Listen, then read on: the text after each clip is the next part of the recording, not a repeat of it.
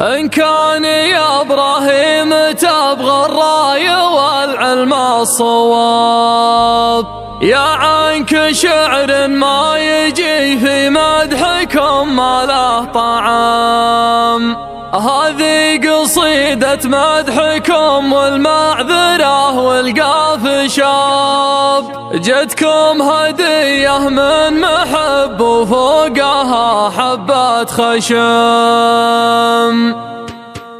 بعد التحية والسلام احتاج لي فترة غياب